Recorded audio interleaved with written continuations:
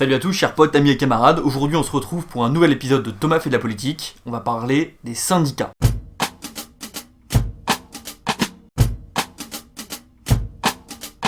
Qu'est-ce que c'est qu'un syndicat ? Un syndicat, c'est un groupe de personnes qui va défendre vos intérêts. Les intérêts, ça va être le salaire, la sécurité, les vacances. On va avoir deux grands types de syndicats. Les syndicats patronales, qui vont défendre les intérêts des patrons, et les syndicats salariales, qui vont défendre les intérêts des salariés. Dans cette vidéo, on est désolé pour les patrons, on s'intéressera plutôt aux syndicats des salariés. Il y a plein de raisons, bonnes ou mauvaises, qui font qu'on syndique. D'abord, il y a une question légale. En général, on commence à aller voir un syndicat parce qu'on a un problème légal avec son employeur. On n'est pas bien payé, tout le monde a une augmentation et pas nous, comment ça se fait, etc., etc. Le syndicat, lui, connaît la loi, connaît le droit du travail et peut vous aider. Ensuite, on se syndique aussi dans les moments de crise grave. Une fermeture d'entreprise, une grande grève, on se retourne vers les syndicats pour justement avoir un appui et s'organiser. Mais après, il y a d'autres raisons qui vont faire qu'on va se syndiquer. Il y a un côté militant. On a envie de syndiquer pour sauver le monde, parce qu'on pense que la société va être meilleure s'il y a des syndicats qui sont forts. On va aussi se syndiquer pour avoir de l'information, et de l'information différente. Les syndicats, parce qu'ils participent à la vie de l'entreprise, sont en contact des RH et ont accès à plus d'informations sur les négociations dans l'entreprise, sur le futur de l'entreprise, etc., etc. Une autre raison qui fait qu'on peut se syndiquer, c'est parfois des gens qui ont envie de changer de carrière. Ils ont fait un métier toute leur vie, et puis le syndicalisme est une des manières de changer de carrière, de travailler sur autre chose. Dernière et peut-être bonne ou mauvaise raison, on syndique parce qu'on a un pote qui est dans le syndicat et qu'on a envie de lui faire plaisir et qu'on a envie d'être avec lui et qu'on pense que c'est pas trop un gros con. Du coup, à la machine à café, on dit ok, je vais me syndiquer. C'est aussi une des grandes forces du syndicalisme, c'est que ça permet de créer de l'amitié et de la solidarité entre les gens d'une même entreprise. Alors comment ça marche un syndicat ? D'abord, on rencontre un syndicaliste en général, on rencontre quelqu'un qui nous parle de syndicalisme et qui nous motive pour toutes les raisons dont on a parlé, et puis après on va adhérer à un syndicat. Qu'est-ce que ça veut dire adhérer ? C'est payer une cotisation tous les mois ou tous les trimestres qui représente entre 0,5% et 1% de son salaire. D'abord, cette adhésion va nous permettre de payer une caisse de grève. C'est en général la première raison de cette cotisation. On met de l'argent dans une caisse commune qui servira demain à payer le salaire d'un copain, d'un camarade qui va se mettre en grève. Ça peut être de notre entreprise ou d'une autre entreprise. On mutualise cette caisse de grève. La deuxième raison de cette caisse syndicale est de payer des juristes spécialistes en droit du travail. Le jour où vous aurez un problème, si vous êtes syndiqué, votre syndicat pourra vous aider avec des avocats spécialistes en droit du travail pour vous défendre face au patron. Une autre raison de cette caisse syndicale va être de payer des permanents. Dans les gros syndicats, on va avoir des employés du syndicat qui vont travailler 100% de leur temps pour un syndicat. Et donc leur travail va être de mettre en relation les différents syndiqués, de préparer les actions judiciaires, d'aller suivre la création d'un nouveau groupe dans tel ou tel endroit ou dans telle ou telle entreprise. On va donc adhérer à un syndicat dans son entreprise. Ce syndicat-là est en général rattaché à un syndicat de métier. CGT Industrie, CFDT Métallo, UNSA Service Public, etc., etc. Chaque branche de ce syndicat est reliée à un niveau national. UNSA Service Public, on peut imaginer qu'ils sont reliés à UNSA au niveau national. CGT Métallo va être relié à la CGT, évidemment. Tous ces syndicats sont reliés aussi à des syndicats européens, le plus connu étant l'ETUC. Et enfin, ces syndicats sont aussi dans des sortes de corporations mondiales de syndicats comme la FSM ou la CSI.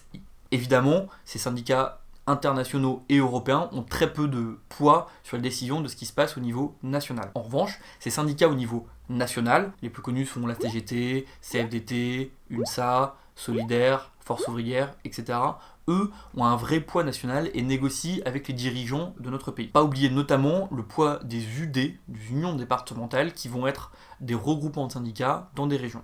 En général, chaque département a une UD, une union départementale, où il va coordonner les syndicats du département.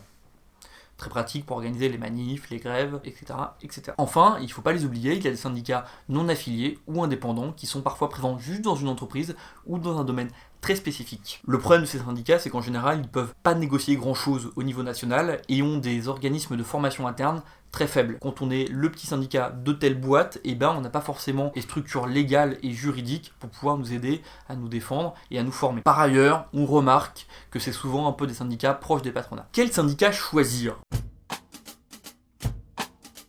allez rencontrer les gens du syndicat de votre entreprise ou de votre service public si vous êtes dans un service public. Allez parler avec eux et faites-vous votre propre opinion de qui sont ces syndiqués. Vous vous rendrez compte que selon les entreprises, selon les régions, selon les domaines, eh bien on va avoir des syndicats qui vont être parfois plus à gauche, parfois plus à droite, parfois plus extrêmes, parfois plus conciliants avec le patronat. Et c'est en allant parler avec eux que vous aurez la meilleure opinion de ce que représente chaque syndicat. Malgré ça, je vais quand même vous donner quelques grandes pistes pour vous donner un peu une image des syndicats en France aujourd'hui. On va faire un premier découpage entre les syndicats, entre d'un côté les syndicalismes de lutte, c'est ceux dont on entend parler à la télé en mal, syndicalistes râleurs, ceux qui ne sont jamais contents et qui sont un peu extrémistes, purs et durs, qui pensent que on ne peut obtenir des choses que dans la bataille, que dans la grève, que dans le rapport de force très violent. On les voit souvent caricaturés, ils sont gros, ils ont une moustache, ils boivent de la bière en manif, et TF1 adore dire du mal d'eux. Et d'un autre, les syndicalismes de service, qui serait un syndicalisme gentil, coopératif, qui travaillera main dans la main avec le patron. Le syndicalisme de service ou réformiste, c'est un syndicalisme qui croit au dialogue avec le patronat, qui pense qu'en allant négocier, qu'en faisant du donnant-donnant, on peut arriver à un consensus. Ce syndicalisme de service a parfois une mauvaise presse, notamment chez les syndicalismes de lutte, qui les voient comme des syndicalistes jaunes. Une blague qu'on raconte dans le milieu syndical, c'est de dire que quand le MEDEF aura remis en place l'esclavage, la CFDT et les syndicats réformistes négocieront le poids des boulets. C'est pas drôle. Je crois que c'est pas drôle du tout. Donc on enlèvera cette blague qui n'a aucun sens. Voilà, du coup, si je devais faire un axe de droite à gauche sur les syndicats réformistes pour aller jusqu'au plus révolutionnaire, voilà ce que je dirais. CFTC en premier, les syndicats chrétiens, UNSA, CFDT par la suite, CFE, CGC, Force ouvrière au centre, CGT plus dans la lutte, Sud solidaire évidemment plus à la lutte, et CNT, le syndicat anarchiste, évidemment beaucoup plus de syndicalisme de lutte. Un deuxième axe pour analyser les syndicats serait la question de l'autonomie des bases militantes vis-à-vis d'un syndicalisme plus pyramidal. La question est de savoir si le syndicat, dans son coin, peut faire tout ce qu'il veut ou est-ce qu'il doit écouter les ordres de tout temps. CGT, Force ouvrière ont une tendance pyramidale plutôt forte avec une idéologie qui va du haut vers le bas, là où des syndicats comme la CFDT ou même Solidaire vont être au contraire beaucoup plus sur l'autonomie et l'autogestion. Faut pas non plus penser que les syndicats autonomes sont les gentils et que les syndicats pyramidaux sont les méchants. Les syndicats autonomes en général sont un peu plus bordéliques et un peu plus désorganisés que les syndicats pyramidaux. À vous de choisir selon vos envies, vos besoins, vos préférences. Un troisième axe qu'on pourrait se donner pour analyser les syndicats, ce serait le rapport au Front National. En 2014, une étude est sortie pour savoir ce qu'avaient voté les syndiqués. De manière générale, on remarque que la plupart des syndiqués votent moins Front National que les autres parties de la population.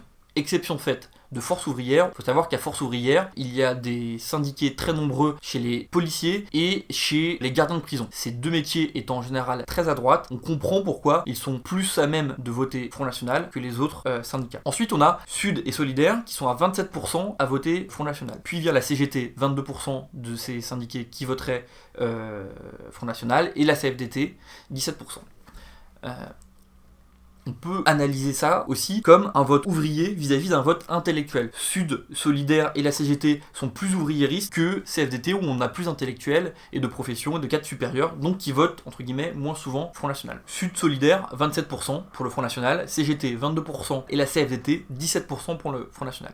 Enfin, en termes d'axe idéologique, on peut classer les syndicats par rapport à ce qu'ils ont voté lors des dernières élections présidentielles. Des études ont été faites et en 2017, qu'est-ce qu'on observe ? La CFTC, syndicat chrétien, a voté à 30% pour François Fillon. UNSA CFDT, syndicat réformiste, a voté majoritairement pour Emmanuel Macron de 43%. Force ouvrière, c'est un peu compliqué. On a d'un côté, je vous ai dit, une sorte de droite très forte avec les gardiens de prison et les policiers, mais on a aussi le POI, Parti ouvrier indépendantiste, qui est une composante très forte de Force ouvrière, qui est un parti trotskiste, assez peu connu, mais qui existe quand même.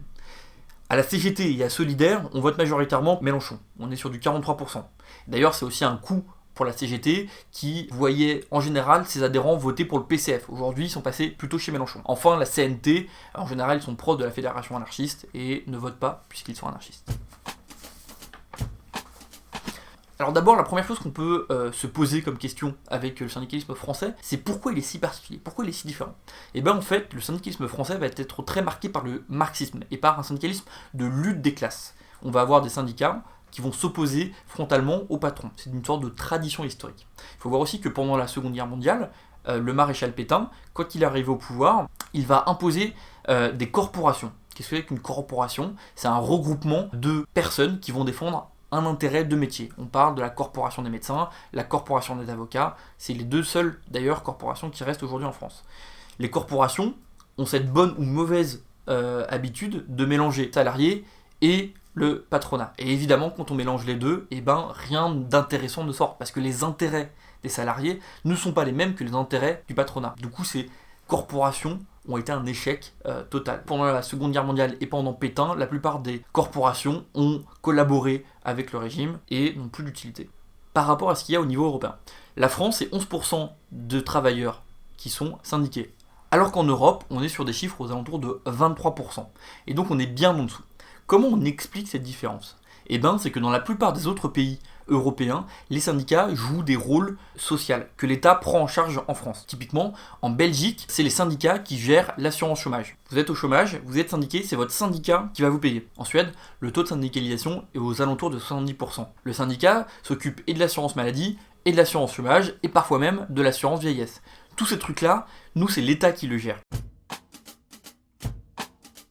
D'abord, une des choses que l'on voudrait dire, c'est qu'on peut syndiquer sans que ça se sache. On peut syndiquer en loose day.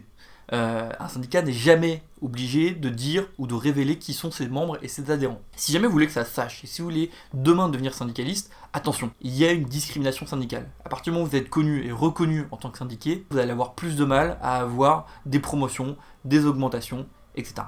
Pourtant, il faut bien qu'il y ait des gens qui les fassent. S'il n'y avait pas eu les syndicats, il n'y aurait pas eu les congés payés, il n'y aurait pas eu les vacances, il n'y aurait pas eu les augmentations de salaire. Parfois, les syndicats, c'est eux qui vont juste gueuler pour avoir une bonne cafetière où on a du bon café à la pause.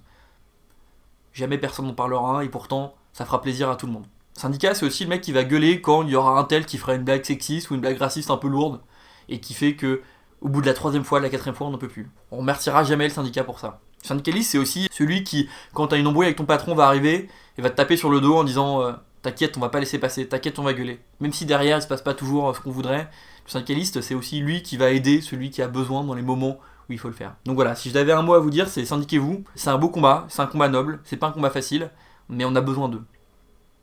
Merci et à bientôt sur Thomas fait de la politique.